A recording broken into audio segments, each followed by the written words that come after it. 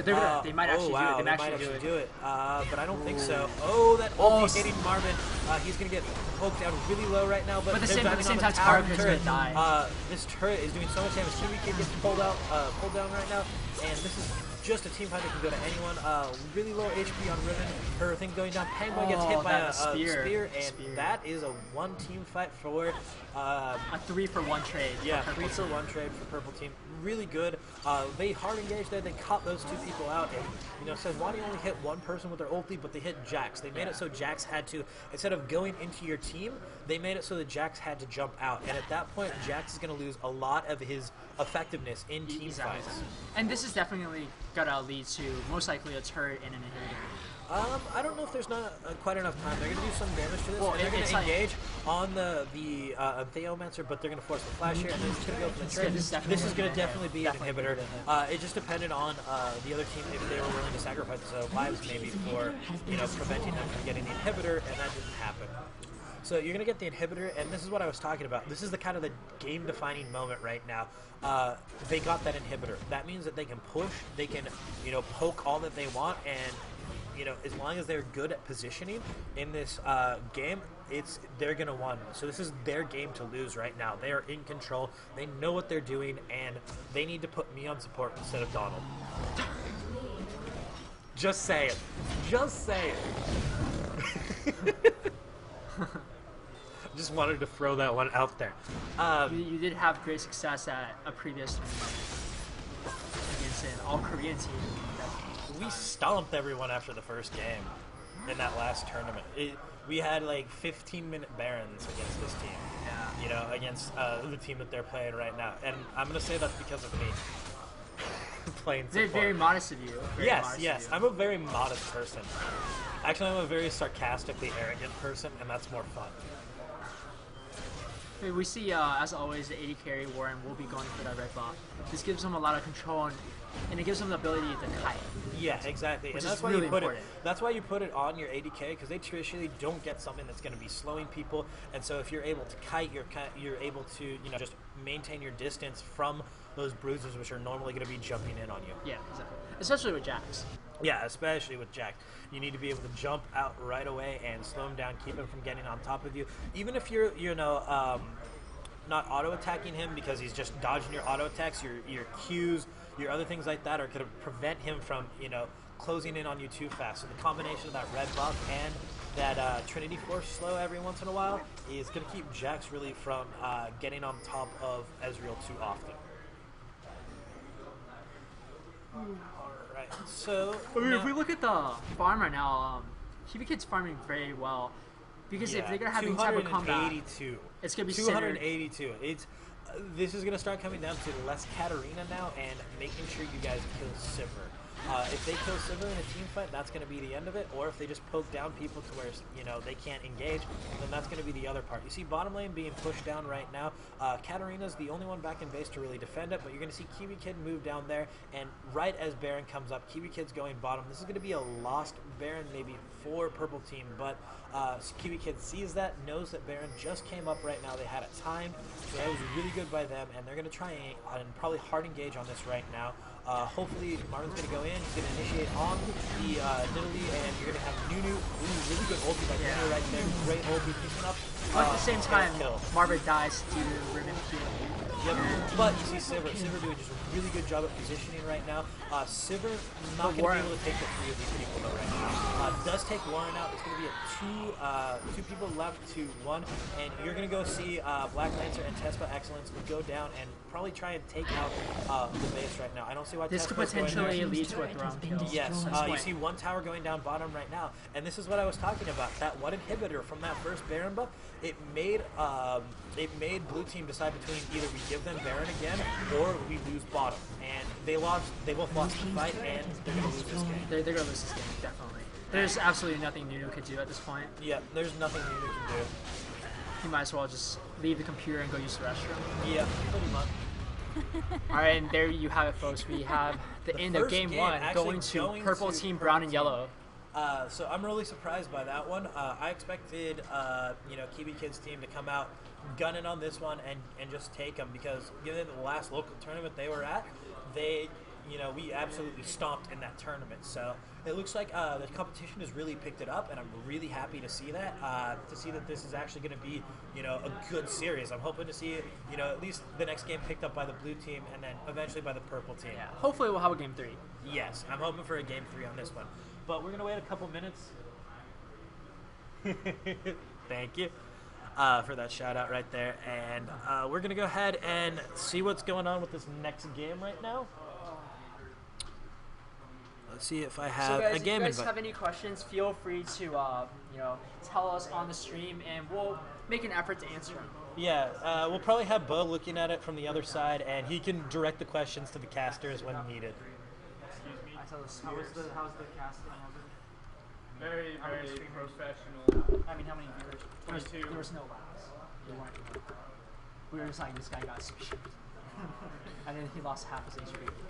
No, I think a big turning point in our game was when Riven was mid on Cap or Tim maybe, and I hit a max range. Yeah, that's really modest. I was telling those guys that you guys have been practicing as a team 5, so the team,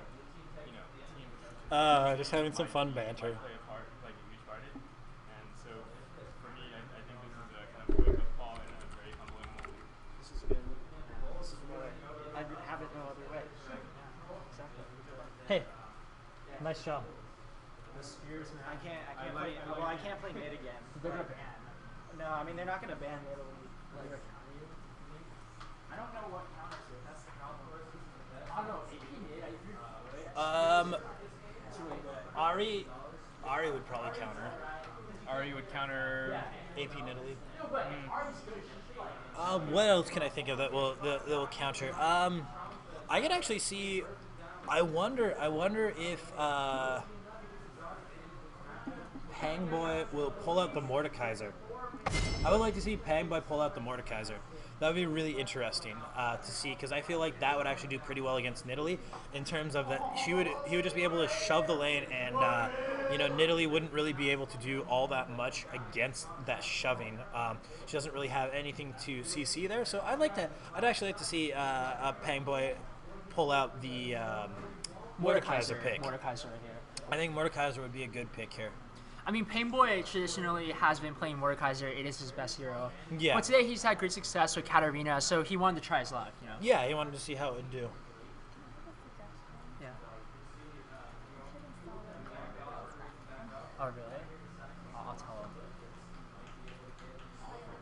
All right, so now we're seeing the ban of Mumu from Black Lancer's team and Shen on the other team. Shen just being, that really, really strong global presence.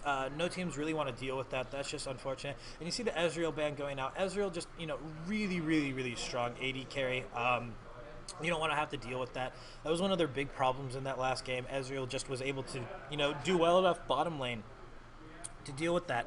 You got Blitzcrank bottom lane being banned out there. Again, Donald, a very, very strong Blitzcrank player, and so you don't want to have to see him there. And then you see a Cassiopeia ban. That's really interesting. I think they're trying to think of, what countered our AP Nidalee that last game, and we'll see with that. But Jace was left open now, so first pick on Jace. So it looks like Tespa Excellent probably is going to be playing Jace up top, and he has very strong poke. Most people don't know how to deal with Jace. I myself don't know how to deal with Jace. I don't know what counters him. I think Renekton could probably do pretty well against Jace, but Jace is just a bunch of damage, a bunch of utility, and just overall a really, really strong pick. And you see in Theomancer bringing out his famed Fiddlesticks. Yes. I'm going to be really, really happy to see that in there. Insta-lock that Fiddlesticks. I'm playing Fiddlesticks this game. We're not going to lose this game. Typically in tournaments, they usually ban Fiddlesticks. Against Theo. Yeah. Exactly. And you see Donald going ahead and picking up Taric right now. Or this thinking is about going to picking give Taric. them options.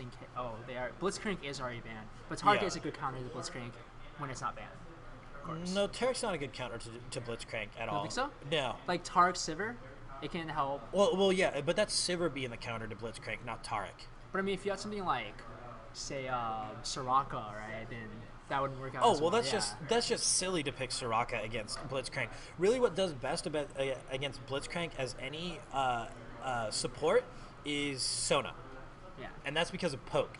What you do is you sit inside your minions and kind of on the other side where Blitzcrank is. You make sure to ward both of those bushes that Blitzcrank could be in, and you just use a poke lane against that Blitzcrank, because if you poke down their AD carry, even if Blitzcrank pulls, it's just like, hey, you got me closer to your AD carry, and we're gonna pick you off. So and then we see that the purple or the blue team this time, brown and yellow, has gone with the Alistair Graves combination, which is very strong. Well, it could be an Alistar jungle. Alistar is one of the strongest junglers, such a good early ganker. And unlike Fiddlesticks, which, does not have strong early ganks, it's level 6, you're going to see absolute, terror from the lanes from, if that ends up being a jungle alley, you're going to see absolute, passivity from all of the lanes on Pangirls, the purple team. His level 1 gank is very, very strong. Level 2. Well, he's level 2, but everyone else is level 1. Right? And so you're going to see a Ashe and Taric lane coming out there. Ashe, Taric actually is a very strong lane. It's very good at just kind of counter-initiating and making sure you don't get initiated on. Because all Taric does, if Ashe gets initiated on, Taric just has to stun the Graves and they're able to get away just fine. And you're going to see a Nidalee pick quite possibly here, and it's going to actually look to be a support Alistar. I'm kind of surprised by that. I haven't seen Alistar for a while because he's just permabanned. And but I mean, if anyone watched the actual OGN tournament, Azubu Frost used Alistair Graves to great effect. Oh yeah, that's a strong lane. There's no lane. question about that. And what I said, Mordekaiser. Mordekaiser against that. But he went with Morgana. It was not Mordekaiser against there. So that's just going to be a you push the lane, I push the lane. You push the lane, I push the lane.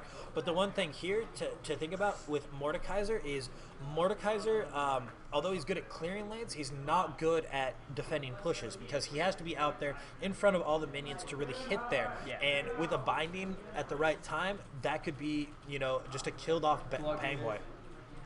But I really do like what they have here. What they're going to end up doing, what Purple Team's going to end up doing is they're going to Ashe Arrow. They are going to Mordekaiser ulti and just first target that they hit with that, they're going to take it down and get that ghost right there and turn team fights around. And then if blue team tries to turn it around on there, you're going to have Entheomancer on Fiddlesticks just waiting to initiate from the end. So if they come and they try and turn those team fights, Entheomancer is going to come in there with that Crow Storm and just do absolutely terror.